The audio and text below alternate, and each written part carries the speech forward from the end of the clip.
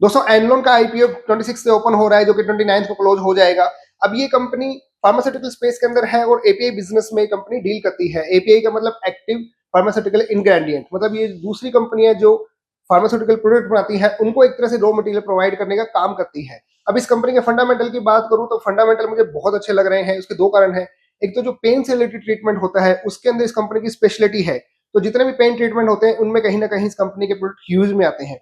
दूसरी बात, ये कंपनी ना केवल इंडिया में अपने प्रोडक्ट देती है, बाकी फॉरेन के अंदर भी, चाइना में आप देखिए, ब्राजील में देखिए, और भी कंट्री है जहां पर ये कंपनी अपने प्रोडक्ट को एक्सपोर्ट करती है। इसके अलावा 21 कंट्रीज और भी ऐसी हैं जहां पर इस कंपनी ने अप्लाई कर रखा है अपने प्रोडक्ट के अप्रूवल के लिए। अब सोचिए जब इनको अप्रूवल मिल जाएगा तो ये कितना गुना इस कंपनी का बिजनेस हो जाएगा। तो लिस्टिंग के बाद मैं देख रहा हूँ केवल 500 करोड़ की कंपनी होगी, लेकिन जब ये सारे अप्रूवल आ जाएंगे तो हो सकता है कभी भी ये कंपनी अगले 5 से 10 सालों के अंदर ये कंपनी 5-4 हजार करोड़ की कंपनी हो जाए।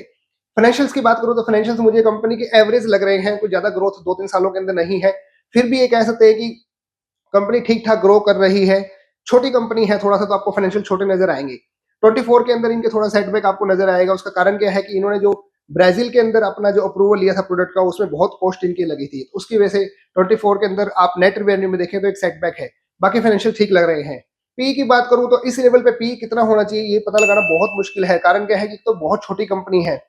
दूसरी बात, अभी इंटरनेशनल लेवल पे आपने देखा टैरिफ वगैरह की वजह से और भी ग्लोबल काफी अनसर्टेनिटी चल रही है। तो लिस्टिंग के हिसाब से नहीं, मैं आपको बोलूंगा कि इस आईपीओ को आप लॉन्ग टर्म के हिसाब से जरूर इन्वेस्टमेंट करें। कम से कम 10 साल का होराइजन रख के इसको आप इन्वेस्टमेंट करें, तो ये लॉन्ग टर्म के अंदर अच्छा आपको रिटर्न दे सकती है। Thank you so much.